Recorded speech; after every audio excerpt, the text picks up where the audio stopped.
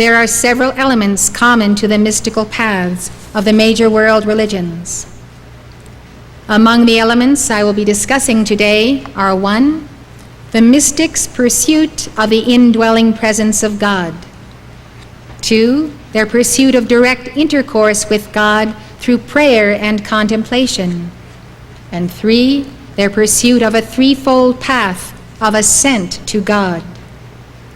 What did the mystics mean when they talked about the indwelling presence of God?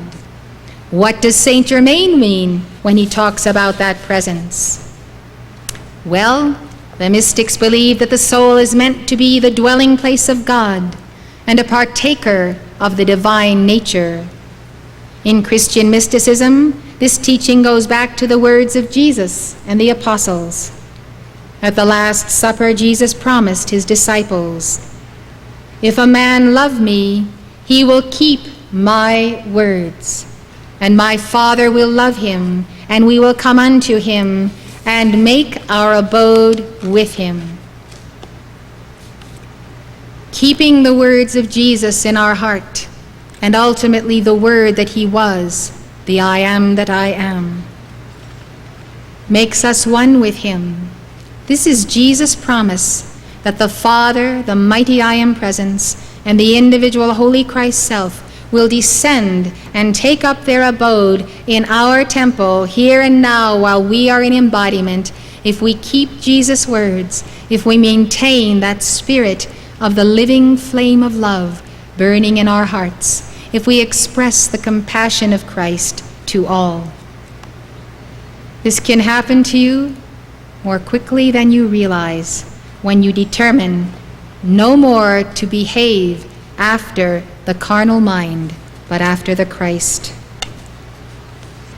The mystics spoke of the indwelling presence of God in 2 senses. First, they believe that all men are by nature like God, and that within every soul there is a spark of the divine. The 14th century theologian and mystic Meister Eckhart taught, "There is something in the soul that is so akin to God that it is one with him. God's seed is within us. There is a part of the soul," said Eckhart, "that is untouched by time or mortality. It proceeds out of the Spirit and remains eternally in the Spirit and is divine. Here God glows and flames without ceasing in all his abundance and sweetness and rapture." Meister Eckhart could not have so written had he not so experienced. What he was describing is the divine spark, which is technically, as you know, not a part of the soul. Sometimes the early Christian mystics did not distinguish between the soul and the divine spark. The threefold flame or divine spark is the seed of the divine within us. It is the seed of the inner Christ and the inner Buddha. I have discussed the divine spark as the first way the mystics conceived of the indwelling presence of God. I will now discuss the indwelling Christ as the second way they conceived of this indwelling presence of God. The Apostle Paul was the first mystic who recorded the concept of the indwelling Christ being formed in us. He wrote to the Galatians, "I travail in birth again until Christ be formed in you. I live," he said, "yet not I, but Christ liveth in me." Paul proclaimed the Christ within as the inheritance of all Christians. He told the Colossians that God would make known to his saints how great are the riches of the glory of this mystery, which is Christ in you, the hope of glory. The concept of the forming of Christ in you. If you have a holy Christ self, then why does Christ need to be formed in you? The holy Christ self is above you in higher planes.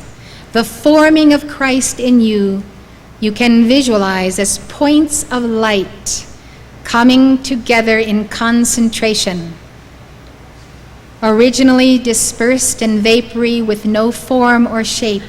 As you begin to know who is Christ and what is Christ, his attributes, his works, his words, as he lives daily, there is forming in you your concept of Christ, your image of Christ, the Christ whom you adore and whom you worship, the Christ who is your brother and teacher and friend.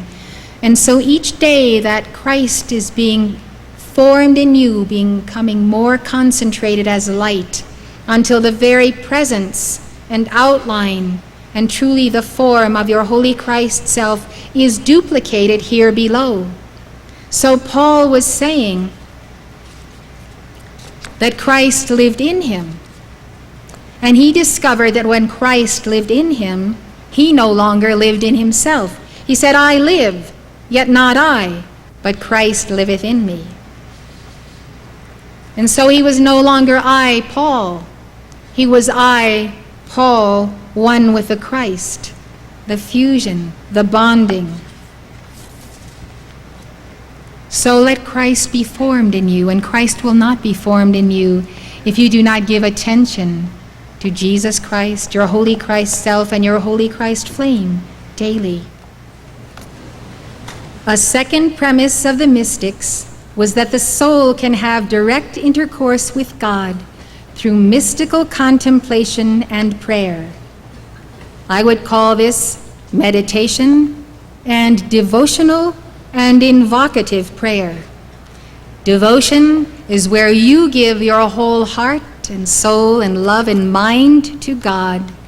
Invocative prayer is when you invoke the whole heart and soul of mind and mind of God to enter your being. To the mystics, prayer is not just a prescribed set of devotions and petitions to God. It is an interior prayer wherein we speak with God from the very depths of our soul. It is concentration upon God. It is a profound communion, free from distractions within and distractions without. John Climacus, a 7th century abbot of a monastery on Mount Sinai, said, "Prayer is by nature a dialogue and a union of man with God. Its effect is to hold the world together." Francisco de Osuna explained that those who wish to undertake any spiritual exercise must first understand that friendship and communion with God are possible in this life of exile. Teresa of Avila, who used Osuna's book, The Third Spiritual Alphabet, as a guide to contemplation, developed the theme of friendship with God through prayer. She wrote, "Mental prayer is nothing else than an intimate sharing between friends. It means taking time frequently to be alone with Him, who we know loves us. Just as family ties and friendship are lost through a lack of communication," she said, "so is our relationship with God lost if we don't pray." The mystics spoke of prayer as a profound experience. A 14th century mystic, Walter Hilton, advised, "You should always seek with great diligence to come to the spiritual experience of God in prayer. Pray until you have that experience." Think of how much time we spend doing so many things that really don't count. How many hours people can spend shopping, for instance, or going to things of entertainment. Hours and hours go by, we think nothing of it. Isn't that true? We can celebrate and we can have feasts and we can have parties and we can do this and we can do that. When it comes to kneeling in prayer, how long are we good for? How long do we have the patience for? And yet, that experience is what is going to determine where your soul goes when this body is no longer capable of housing it. And that's something we always have to think about. I have reviewed the first element common to the mystical path, the pursuit of the indwelling presence of God, and the second, the pursuit of direct intercourse with God through contemplation and prayer. Now I shall take up the third. The pursuit of the threefold path of purgation, illumination, and union. This is a threefold path: purgation, illumination, and union. Some writers consider these stages a step-by-step path, one stage leading to the other. Others believe the stages can take place simultaneously, and that not every mystic experiences every stage. Saint Bonaventure, the 13th century theologian and disciple of Saint Francis, explains, "In the purgative stage, sin is expelled. In the illuminative stage, the soul learns the imitation of Christ. And in the unitive stage, the soul is day by day being united with God." He said that in the purgative stage, man comes to understand himself. In the illuminative stage, he comes to understand God. In the unitive, he strives to be united with God. Father John Arintero, a Catholic author on mysticism, said that for Bonaventure, all these exercises are reduced to 3 points. Who is God? Who am I? How can we become united through love? As you know, the word purgation comes from the verb to purge, to purge. Purgation comes to the soul only after she has experienced her awakening in God. This awakening brings joy to the soul. But when God's light suddenly enters the world of the mystic, he becomes acutely aware of his faults and weaknesses. This was the experience of the psalmist, whose psalm I read. He sees his imperfections against the backdrop of God's perfection. More importantly, he sees that his imperfections or sins are what separate him from God, and he can no longer tolerate the gulf. Take the 15th century Saint Catherine of Genoa. Her awakening came after years of loneliness and depression in an unhappy marriage. Her biographer recounts that she had reluctantly gone to make her confession at the urging of her sister. Suddenly, as she knelt before the priest, she received in her heart the wound of the unmeasured love of God. The wound. This transfer of love was of such high vibration, such an intensity, that it felt like a piercing. It felt almost as though she had been wounded. She had so clear a vision of her own misery and her faults and of the goodness of God that she almost fell upon the ground. And by these sensations of infinite love and of the offenses that had been done against this most sweet God, she was, by purifying affection, so greatly drawn away from the poor things of this world that she was almost beside herself, and for this she cried inwardly with ardent love, "No more world, no more sin." She returned home, kindled and deeply wounded with so great a love of God. She seemed beside herself. Her hatred of herself was more than she could endure. From this point on, Catherine walked the road of purgation. Catherine and other mystics describe the process by which the soul overcomes her impediments and reunites with God as a kind of purgatory, a kind of having to stay at a certain level of the astral plane in order to be purged of that very substance of the astral plane. As the soul makes her way to her first state, the pristine state of her creation, she said, her ardor in transforming herself into God is her purgatory. These words are not an exaggeration. To truly face and conquer the lesser self is arduous. We should not underestimate the challenge. We should know what we are getting into when we want to go all the way back to God in this life. This is what Paul meant when he said, I die daily. Paul saw a part of himself dying daily, and some of those parts he was attached to. Some of those parts he didn't necessarily want to see die. But by having Christ be formed in him, something else that was not the Christ had to die.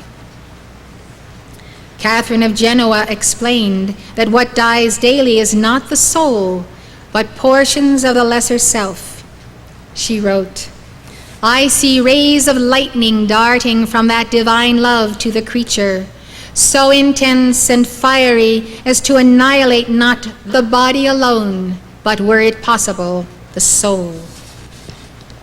So she saw the darts of love descending from her mighty iron presence. She saw them penetrating and entering and purging. All this she experienced. She said, these rays purify and then annihilate that which was impure. The soul becomes like gold that becomes purer as she is fired, all dross being cast out. What is obliterated and cast out is not the soul one with God, but the lesser self. Imagine she called that part of the self, the lesser self, the exact term that we use. Once stripped of all her imperfections, the soul rests in God. It's like the 7 days of creation, resting the seventh day. Author Serge Hughes says, Catherine of Genoa unquestionably belongs to the great and almost universal tradition of spiritual writers who see the spiritual life as a way or a process. Catherine is engaged in a journey, a continued struggle for perfection, or to use her favorite analogy, an endless battle between the false self and the true self. Every day, said Catherine, I feel that motes are being removed, which this pure love casts out. All the time, God does not cease to remove them. When we surrender to God and give ourselves to Him for this process, His position is, get it over with as quickly as possible. I want you home to my heart. I want to give you all of myself. I am your divine lover. I am your husband, your bridegroom. Come home to me. God knows that we suffer in the process, so if we give all of ourselves to Him, He steps up the process so that we can get through the pain to the bliss. During the process of purgation, the soul faces testings, trials, and temptations that come in many guises. It is in the crucible of testing that the virtues of Christhood are forged. There is no other way to forge your Christhood than in the crucible of testing. Some mystics experience the fires of purgation through the censure of their religious superiors.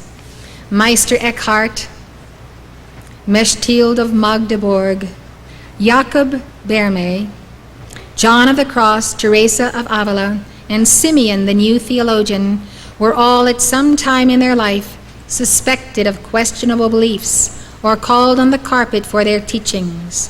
Some were persecuted and imprisoned. When they were persecuted and imprisoned, it is because they were so close to God that they were becoming one with God, and they dared to affirm that. So it has ever been that the hierarchy of organized religion does not want the individual to get too close to God and therefore have no longer need of that hierarchy to come between. Saint Germain pioneered the path of Christian mysticism on the seventh ray, lifetime after lifetime, and he paid the price. He paid it for himself, and he paid it for all of us. He was the prophet Samuel. He was Saint Joseph, Saint Alban, the first British martyr. He was Roger Bacon, Christopher Columbus, Francis Bacon. And as he was in these embodiments, he labored long to liberate the souls of all people from the shackles of ignorance and superstition. Some mystics have described a certain element of the purgative process as a dark night. The 16th century mystic St. John of the Cross said there are two dark nights, the dark night of the senses and the dark night of the spirit. The dark night of the senses takes place during the purgative stage as a transition to the illuminative stage.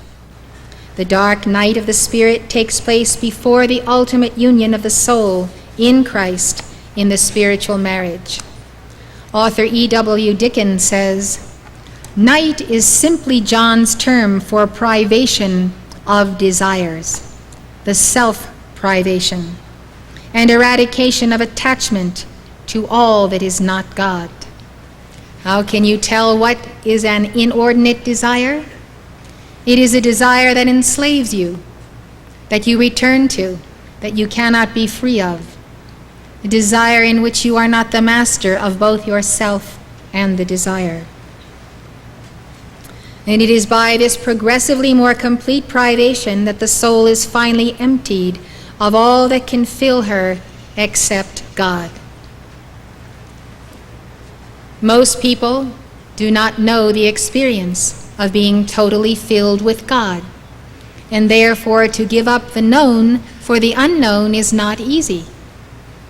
To be totally filled with God does not mean that you need to be a nun or a priest or in a convent or in a cloister. It is far greater the challenge to be in the world, yet not of it, to be filled with God and to become one of those radiating points of light, like runners extending from the heart of Krishna or Maurya or Buddha. So I urge you to consider that your life will be far greater in joy when there is no room in you for anything but God. Because God is everything. God is everything that is real. Everything you could ever want, He will bring to you. Mary Baker Eddy said, "Divine love always has met and always will meet every human need." Every human need. That means when you are filled with God as divine love, God will give you everything that you lawfully need and that you lawfully want. I'm going to take up the dark night of the spirit when I discuss the spiritual marriage. So during the dark night of the senses, the mystic disciplines himself to overcome inordinate desires, desires that do not lead to his union with God. As St. John advised, to come to possess all, that is, all of God. If you really want that, desire the possession of nothing, and God will give you his all. The mystics recognize that one of the primary laws of spiritual progress is, as the soul becomes increasingly detached from the things of this world, she becomes increasingly attached to God. I have found in my experience that God uses a very interesting way in which to wean us from this world. He lets persecutions come upon us abundantly. And when we see the persecutions and we see what the world is capable of, somehow we lose a certain zest for that world.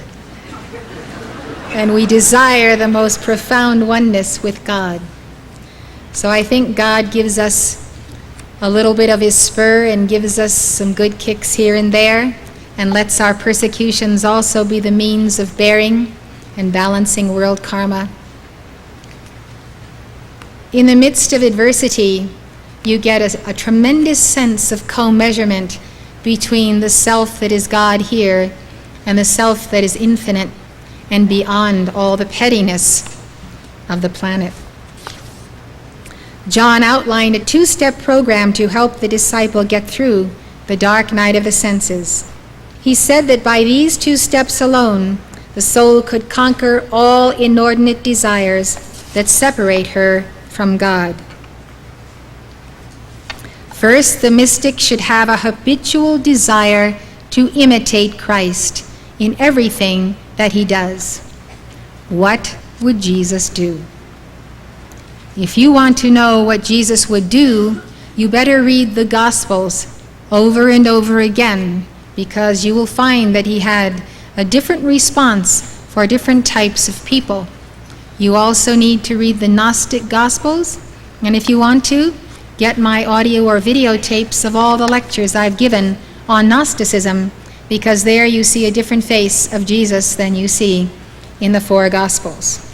So don't think that you automatically know what Jesus would do. Learn everything that he did in his life, contemplate how and why he did it, and then make your decision on what to do in that situation. He should meditate on Christ's life so that he may know how to behave in all things as Christ would behave. Jesus never turned aside from challenging evil, embodied evil or impersonal evil. He never walked away from it, and he never indulged it. Secondly, every pleasure that presents itself to the senses, if it be not purely for the honor and glory of God, must be renounced and completely rejected. I know of nothing that I do hour by hour throughout my life that I cannot dedicate to the honor and glory of God. I don't know of anything that I would want to do that does not have that purpose. I am certain that you are the same. And this for the love of Jesus Christ, who in this life had no other pleasure, neither desired any than to do the will of his Father. The path of the imitation of Christ is the path of the Christian mystics.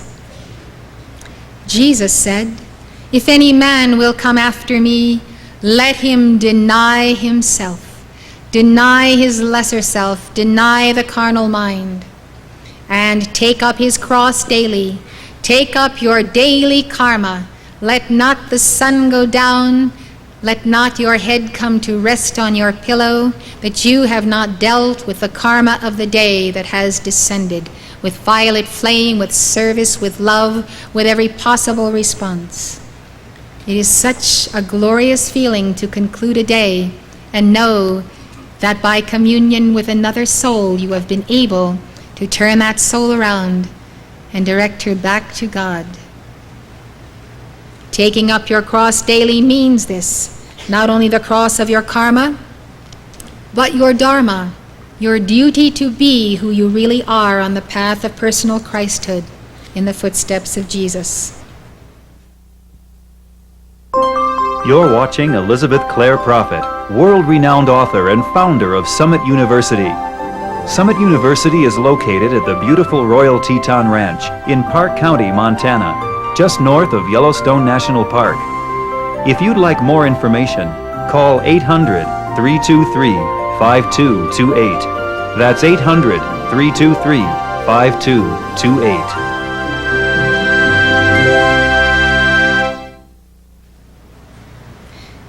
St. Philip Neri wrote, "Nothing more glorious can befall a Christian than to suffer for Christ."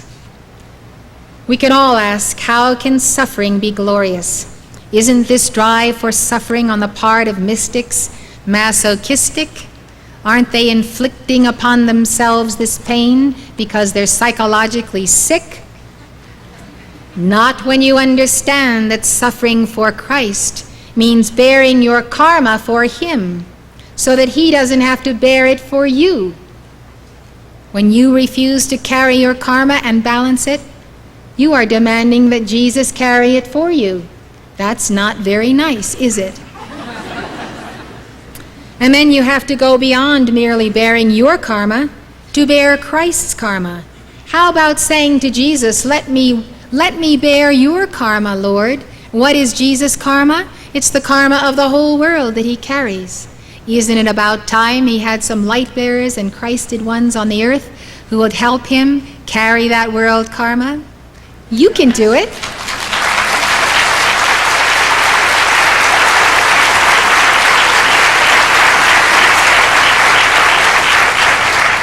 I want to tell you something.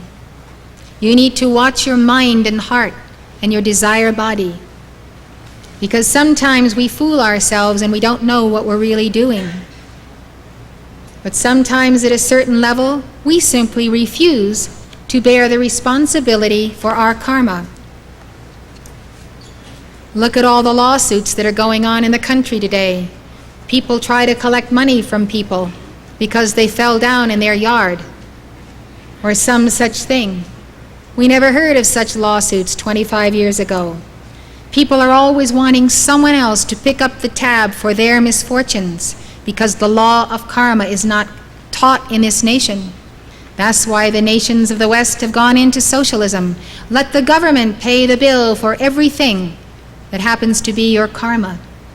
Well, you only postpone the day when you will have to deal with it.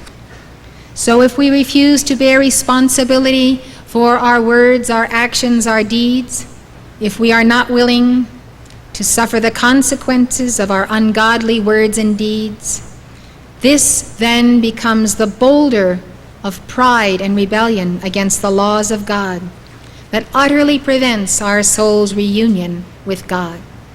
This concerns me because you can get into a national consciousness or a local consciousness where you do not see what befalls you or what you do as your personal responsibility.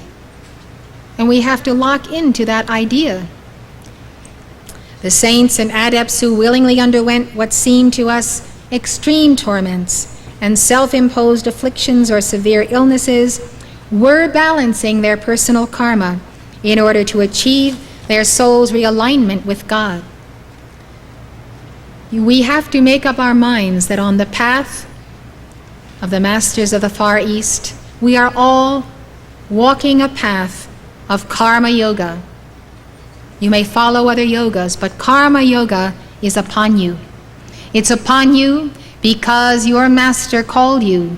Your Lord Jesus, your Lord Moriel has called you to this path because he loves you and knows that you have a particularly heavy burden of karma, that you need the violet flame, that you need the path and the teaching, and you need to live a life of service so that you can meet all the people to whom you owe a debt, where that debt must be paid back personally. Many debts can be paid back with a violet flame, but others simply cannot be paid without personal interaction.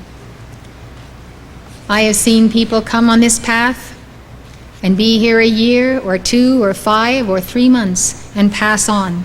And I've seen them on the other side that for having invoked the violet flame and known the teaching and known their mighty I Am presence, they have escaped the astral plane.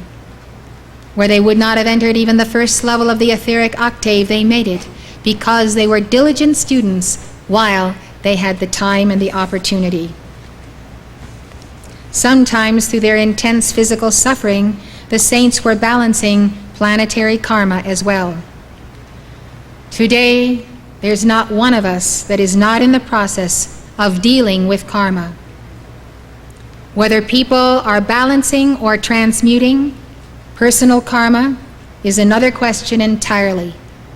You need to know that and search your heart and soul and call to God on a daily basis. You need to really discover whether you are dodging your duty and your assignment in this life because you've got a comfortable pension or a comfortable job, but you're really not engaged in this purging process, in the process of being purged, illumined, and ultimately united with God.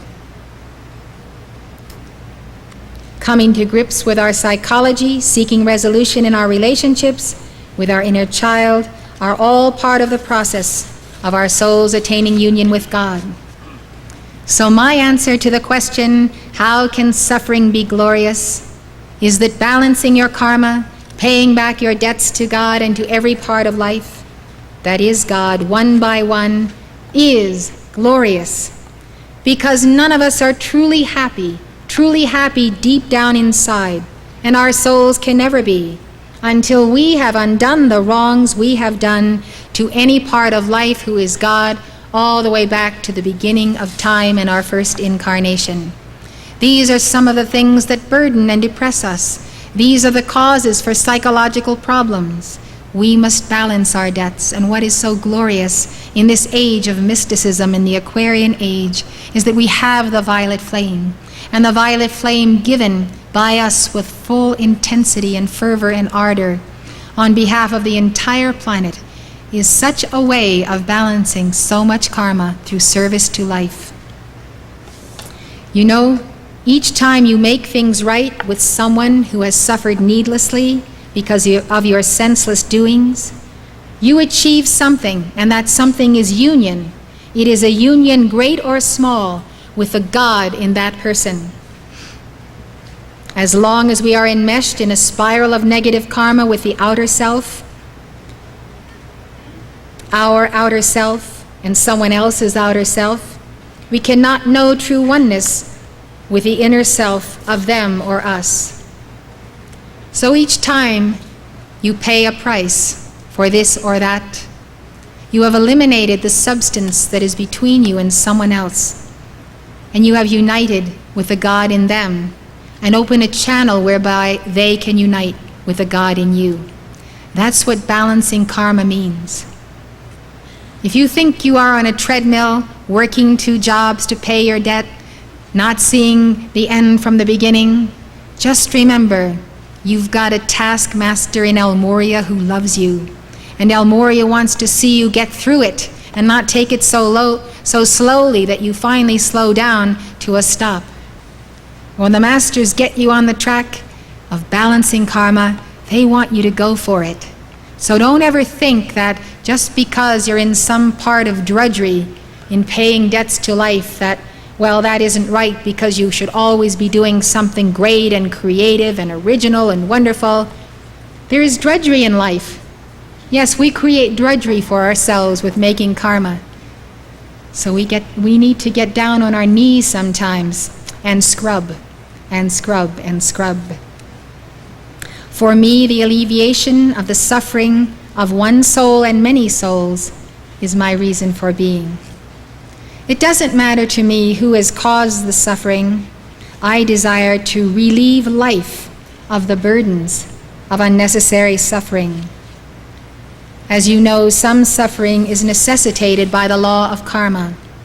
But where it is unnecessary, I want to be there to help someone be unburdened, to transmute pain through understanding and compassion, to lead someone out of the darkness of limited self-knowledge in the lesser self into the light of unlimited self-knowledge in the greater self. This, to me, is what makes life worth living. If I can't do this every day, I wonder why I'm walking the planet. If this brings me closer to God, and I balance personal and planetary karma in the process, well and good, but that's not what's important to me. For me, the joy of suffering is not a suffering at all. The joy is pure joy, and if there be pain, it is transmuted into the bliss of my union with God in every part of life.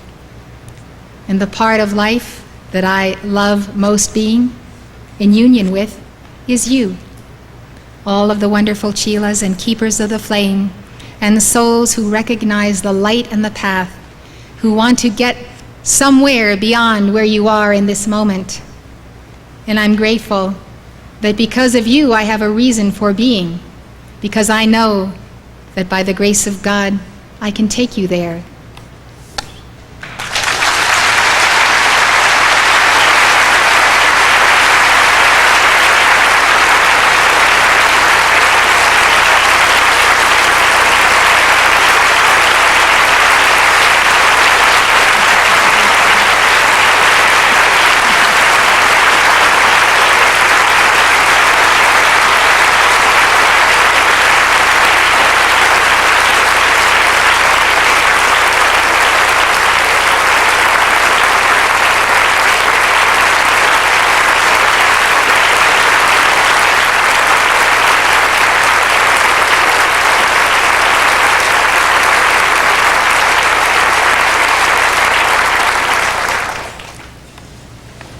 wrote down these thoughts as I was preparing this lecture because I asked someone about what they thought was the reason to bear suffering.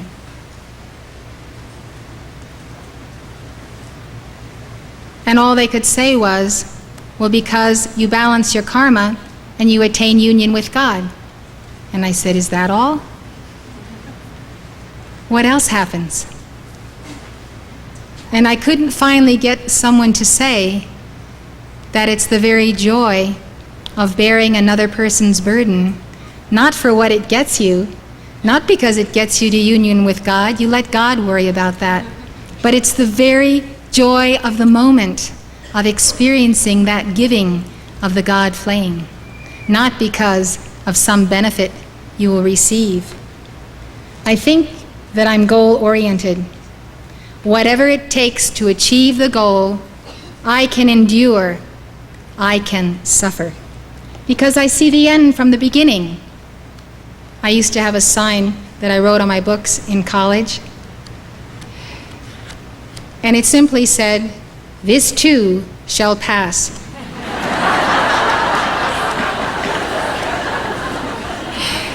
And I would visualize the day and date when I would be through. And I said, there's really no distance between where I am now and then. It will pass. And that little mantra eliminated time and space for me. And before I knew it, I graduated from college. For what it was worth. I'm glad I graduated from El Moria's and Lanello's School of Hard Knocks, School of Purging, Illuminating, and Uniting with my heart. It was a school of the most profound love. Anyone who goes to the trouble of disciplining you and expending all the fire of his heart and being and soul to make you the person that he knows you are is a true friend and a real guru. You go after such ones because they're your real friends.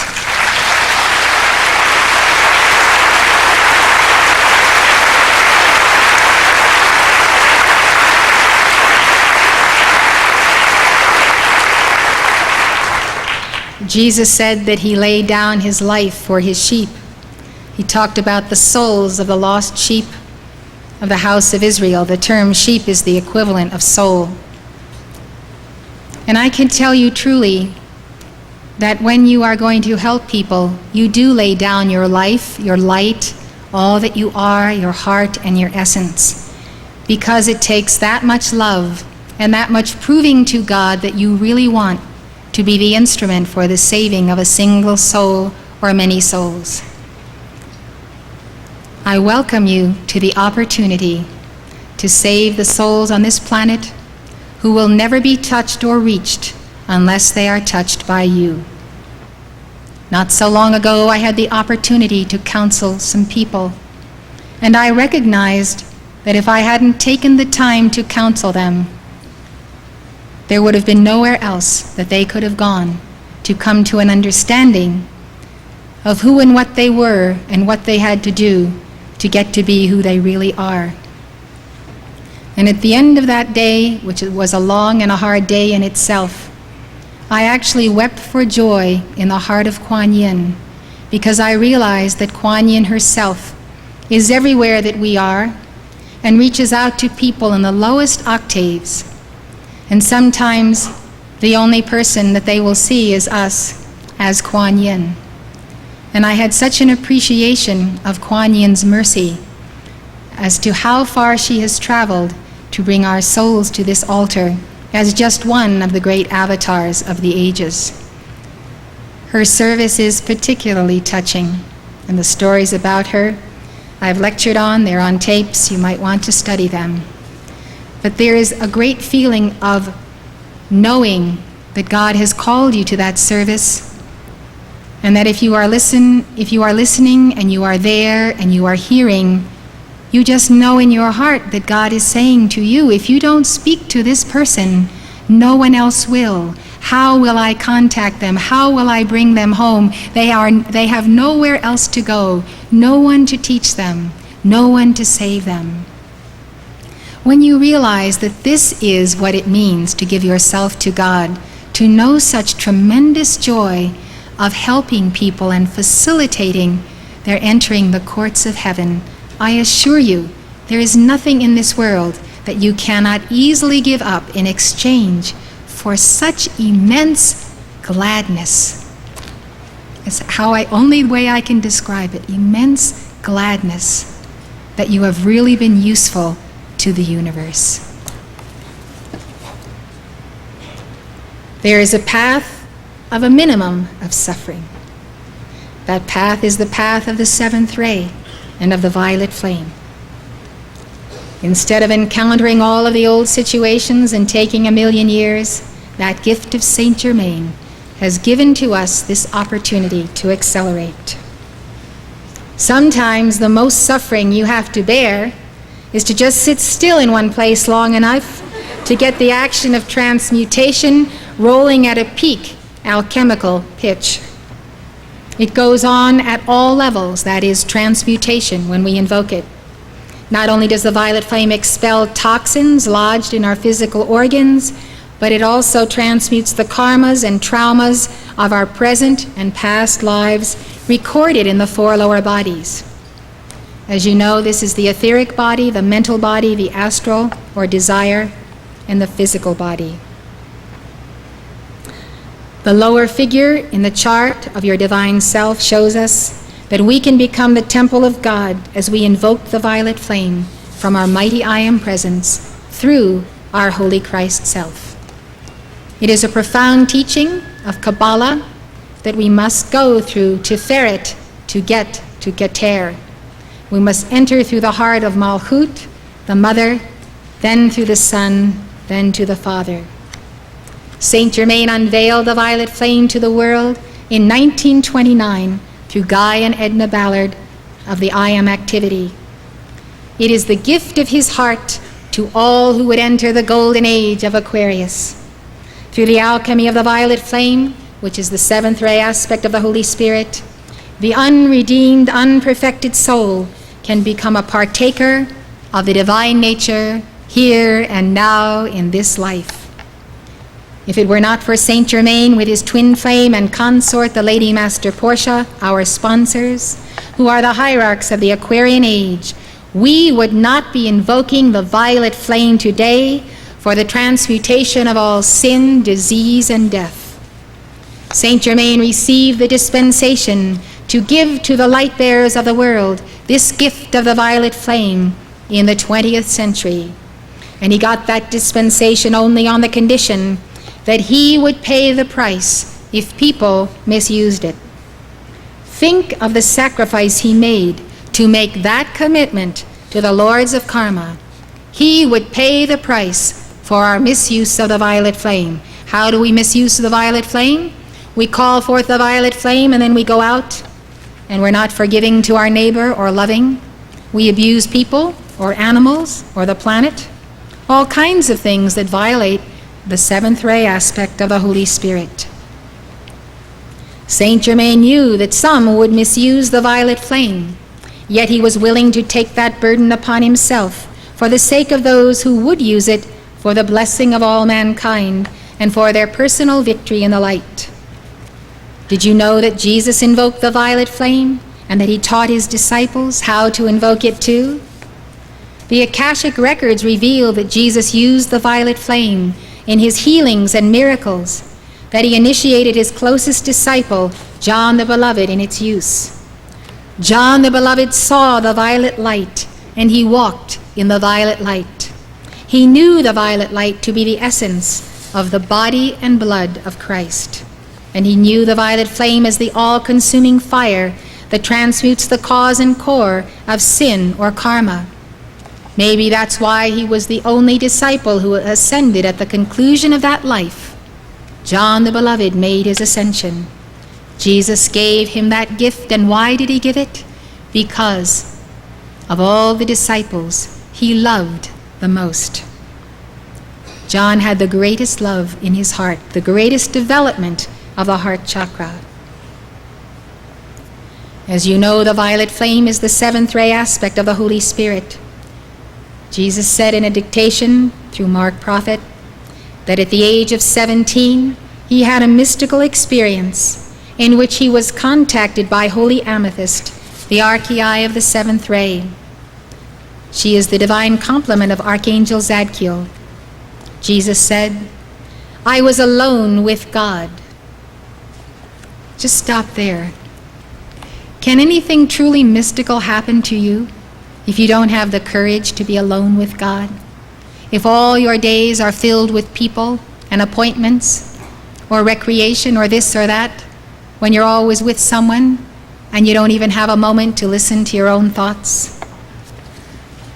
I was alone with God. When was the last time you were alone with God? Uninterrupted, phone off the hook, TV set off, dog out, cat out. When was the last time you really set up the circumstance where you absolutely could not be disturbed and you could be free to go up the step and the next step and the next step? I was alone with God, and around me the grass commingled with myriad daisy-like flowers whose upturned faces seemed to take hope from my gaze. I communed with God and sent my love to the flowers below my feet. Suddenly they were transformed, and I saw them no more as flowers, but as the faces of men. I mused and meditated upon them, and I spake unto my Father, unto my God, and unto your God. And I said, "Can I raise them up?" The Son of God, who has come on his mission, in all humility asks the question, can I really do it? Think of this tender moment. Can I raise them up? And the Father spake unto me and said, "Come see ye." And suddenly I was transported beyond that field, and the cosmos was before me, and my feet were placed as upon a rock in outer space. And all around me I saw the stars that they did shine, worlds of hope and worlds without hope. And I felt as though I were a shepherd of planetary significance, and as though each face of the flowers that had been below me in the field were indeed now a planet teeming with multitudes of people and requiring the hope and the release of God's energy that came through me then in that experience. I was transformed. I was electrified. My soul did rejoice, and as David of old I sang an hymn unto God. I found myself after this experience wandering in the pasture and upon the meadow there. And for a moment I was dazed at the experience. I reeled as one drunken, and then out of the soft folds of the night stepped beloved Holy Amethyst, and she enfolded me in the love of Lord Zadkiel and her own. In this dictation, Jesus also spoke about the violet flame. He said, "All those circumstances come to thee with crushing effect. Your mighty I am presence and the violet transmuting flame of Saint Germain will stand by you through thick and thin, as you would say it. Through the violet transmuting flame, how much of the human karma is consumed and lifted, mankind cannot imagine."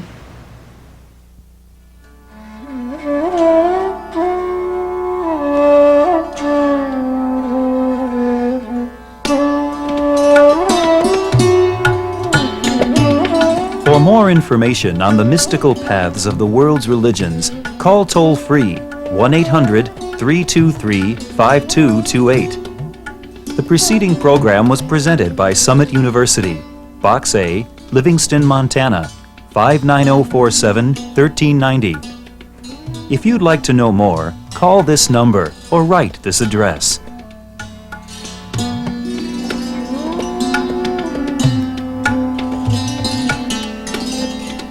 For your free copy of Elizabeth Clare Prophet's best-selling book, The Human Aura, call this toll-free number, 1-800-323-5228.